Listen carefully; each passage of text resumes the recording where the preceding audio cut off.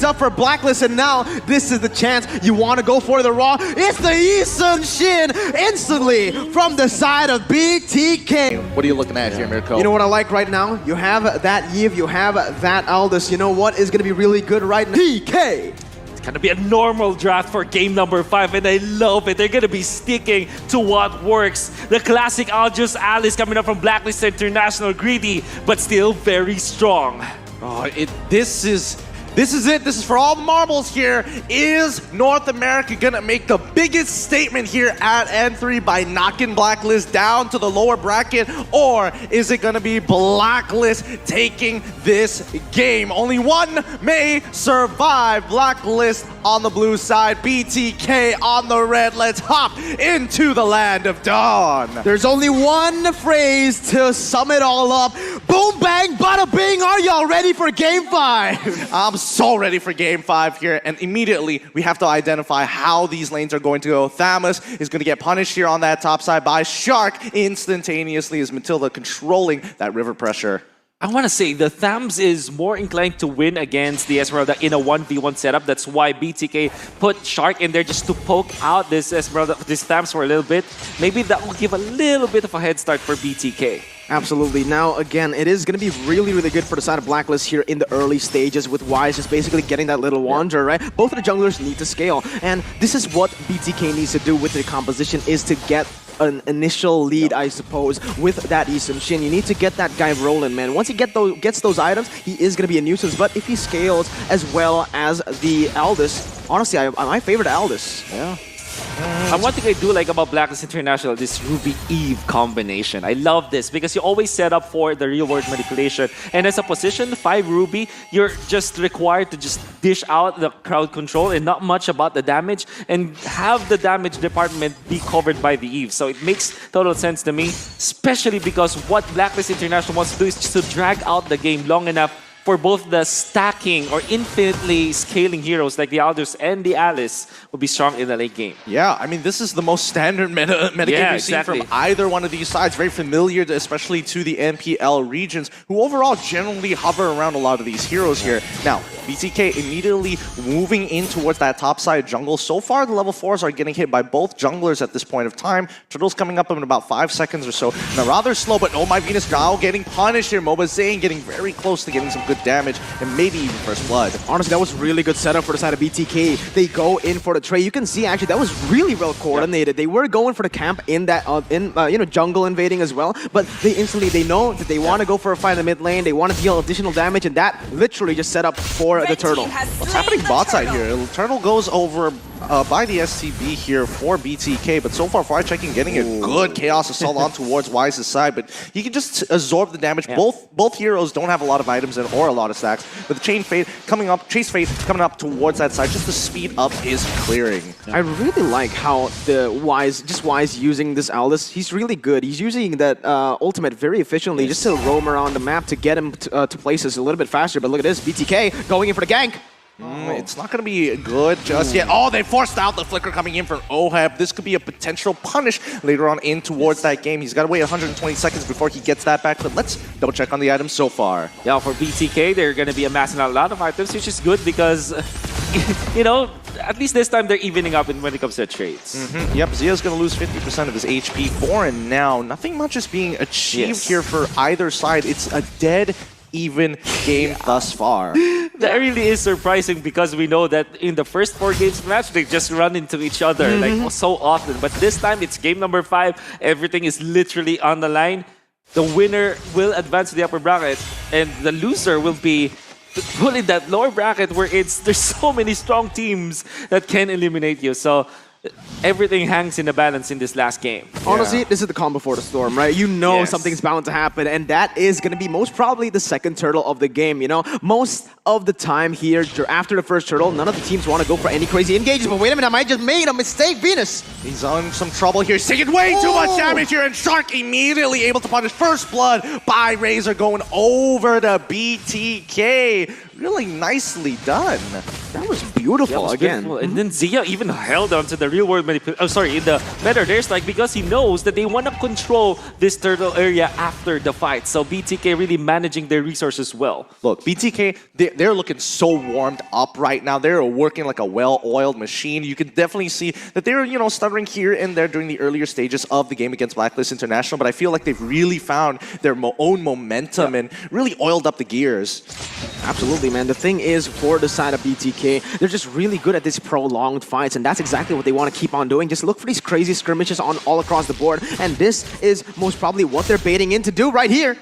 Yep, Wise, he's going to have to get on out of there. I don't think he has enough sex with the real world manipulation. Oh. Yes, there they have it. Fried Chicken finds it again. Solo killing Oheb, and now the bottom side is getting initially pushed down as BTK wants to press the advantage here. Nicely done by Fried Chicken. Like I said, it's all a setup for a fight. They only started the turtle to look for a fight in BLACKLIST International. They went a little bit too greedy. They didn't have a good position there. They didn't even know whether the bottom side was winning, was pushing, and they still forced it away. These are mistakes that are uncanny. It's very uncanny. I mean, Oheb, he has played this matchup many times before in many other players and matchups in the Philippines, but for some reason, Fried Chicken finds the opening kill against Oheb. That's a solo kill, in fact. And that gave BTK so much control into that turtle. Even Edward was too late to the party, and BTK just got that objective, which is what they needed. If you want to play the Yi Sin from the jungler role, you have to always get the objectives. First turtle, second turtle, and the third turtle. Here comes BTK as they rotate from the top side down towards Oheb, and they know for a fact that turret is so low. And there we go. Mobazane just going to tank a couple of shots just to break down the turret here on bottom side and open the map up a little bit more. That's the play you do when you have the turtle buff. Take advantage of that shield. That shield cools down, okay? So you have to make the most of it. And he did exactly that. Very smart, very intelligent plays here coming in from the side of BTK, not only getting the turret in the bottom side, but also rotating their members to that top side to just protect the turret. So not only, again, are they looking for the proactive movements on the map to get objectives, but they're also defending their objectives really, really well. Yep, I think the game's only really going to start taking place once mid opens up, but we'll see how this is going to play as BTK now starting to press their advantages here. A very slight advantage, 2.2k so far in towards BLACKLIST's jungle. Slowly but surely, they just have to push and pull until somebody makes that mistake. Feather Airstrike does come up. Haji isn't going to force any situation right now. His topside might be in a little bit of trouble. Majority of the BTK members just hovering for priority over this turtle. Well, BLACKLIST International is giving Oheb the double lane treatment, wherein you also get the mid lane, some of the mid lane minions, as well as your own lane, the gold lane minions. In fact, for this Alice, this is because you need recovery. And maybe for the next purple buff, they are going to give it to the Alice so that at least they can fight in this turtle. However, they might be too late. Oh, again, they're just so clean with these engages, with these setups. And look at the top side. Top side, Edward, he might be in some trouble here as Victor has already initiated on top of him. Fried Chicken came in a little later to disregard what Edward had to make in terms of his statement, but so far, BTK and as well as BLACKLIST International, BTK is posing questions and BLACKLIST International hasn't necessarily put up answers just yet. They're just avoiding these questions. The switch has been flipped. BLACKLIST International identifying that BTK have already gotten a good early game. They will now split the map. It's macro play from now on. You're going to see Wise just going into some parts of the lane and maybe clear that one out. Edward in a static lane, all the while Oheb just controlling all of the mid lane as well as maybe some other lane. So the thing is, BLACKLIST International is all full macro mode at this point. What will BTK do with this? They're matching them. Look, Esmeralda is dealing with Aldous down on towards that bottom side, and you know, she can, for now, she can handle him while there is still time. But BTK want to press their advantage with Fried Chicken as they move on forward. Shark does not start the initiation just yet, but definitely baits Edward into potentially using something, or at the very least, popping his ult early. Oh, Shark now getting pulled in by the I'm Offended, who gets out very easily. Feathered Airstrike can guarantee that they're not going to get punished here. Oheb throwing the flowing, but hopefully tried to deter them away. The thing about BLACKLIST's composition is that they really do want to go for that wombo combo team fight. If they don't get that, it's going to be actually really, really hard. And that's the thing with the Yi Sun, it's really good. Not only do you have that unstoppable dash, but you also have another option. You can take that guiding win. Yeah, the thing with BLACKLIST International is they went for the Aldous and the Alice, and this is as greedy as it sounds, right? Everybody needs those stacks. So in both Oheb as well as Wise, they have that passive component wherein they need time, they need gold and XP. Speaking of which, Feather Airstrike already coming as Moba Zane gets targeted. Wow. Chain Fate does not work. I'm Offended comes on through, but here it comes. Real Wall Manipulation, and Oheb's doing a great job at cutting the members down of BTK. It's a 2-for-1 trade so far, but now Victor all by himself. Edward is coming in to say hello to the situation as Oh My Venus manages to get on out of there with a quick flicker. But look, Fried Chicken on that top side. You may have one extra kill, but I got another turret right under their noses. Hold up! Victor manages to pick off Oh My Venus down on the bottom side of the map. Now they have a very clear advantage. Edward holding on strong as Fried Chicken can easily win this, but he has to time it well. Flickers out of the situation as Edward already using his Molten Slice and as a Vengeance at the same time. Oh, Moba Zane covers everybody, dropping down his Alta Mountain Shocker to give them vision. All right, again, I want to emphasize this. Blacklist International, their composition relies heavily on the full 5v5 combo wombos. And as you can see, sure, they got the initial victory in that team fight, but it's all for not Oheb, he's dead. What? He's dead. He went right into the chopping block, and BTK happily dropped the guillotine. Oh my god. Very, very unlikely jump coming out from Oheb. What was he hoping to achieve there? I mean, doesn't have the best way to steal the Lord. And in fact, the Lord just, the announcer just announced that the Lord has been taken. And maybe we get to see that in the replay. All due fairness, Blacklist International, they're really off of what Mirko was trying to say, the wombo combos. You can see Haji, the Kevin Durant, the KDA machine setting up for display with the Ruby as well as the Eve combo that we have always been talking about. But off-cam kills is what we saw. I mean, what we didn't see. I mean, the kill onto the Eve. But let's see this momentum here coming out for BTK. You can see they're getting hungrier. They're getting thirstier. You know what they want. The Lord has already been achieved. And here comes the falling Star Moon on towards Y's side. They've taken all the tier 2 turrets. And with the next wave, mid-tier 2 shall fall. And Blacklist International forced back a 6K goal lead for BTK. Is this huge or what? As Haji goes into the middle of the fight, Victor is able to hold on strong. Feathered Airstrike.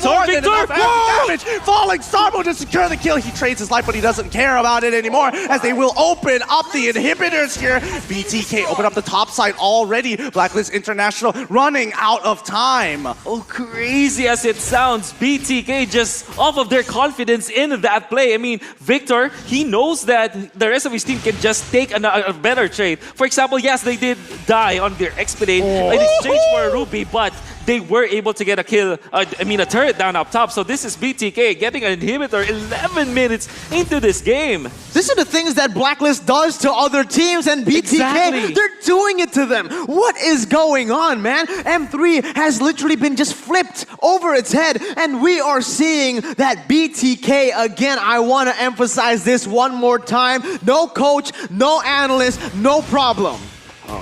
In every world championship, there's always the underdog that we'd love to see thrive. BTK might be it. Yep, BTK just might be it. Edward going into the middle fight, absorbing that damage. Chain Fate on towards Moba Zane. He manages to get out of the real one. Manipulation does not clip it right at the end. What? They find it. That's Victor. Fried Chicken has done it. Victor is now in the backline as they find a huge opportunity to break for it. They flicker on for it. They find another kill. That's 2. They can get the 3rd. Moba Zane. They have done it. They have gotten that triple kill. No wave to punish as BTK move towards that top side. They're gonna proxy the waves. They just need Shark to destroy Oheb here. Well done. They have done it. The biggest upset here so far. BTK have beaten Blacklist International. GG. Well played. North America has come. What the heck happened there, man? Your all-nighter has just been... Oh my, I'm just speechless right now. BTK, baby! Everyone in this team, they came over. The first time they've met was in the airport, and they've managed to get the victory against the tournament favorites. That is huge. Oh my goodness, and Victor! As well as Moba Zane, they're so happy with this. The odds are way against them. The 2% that went and voted for BTK.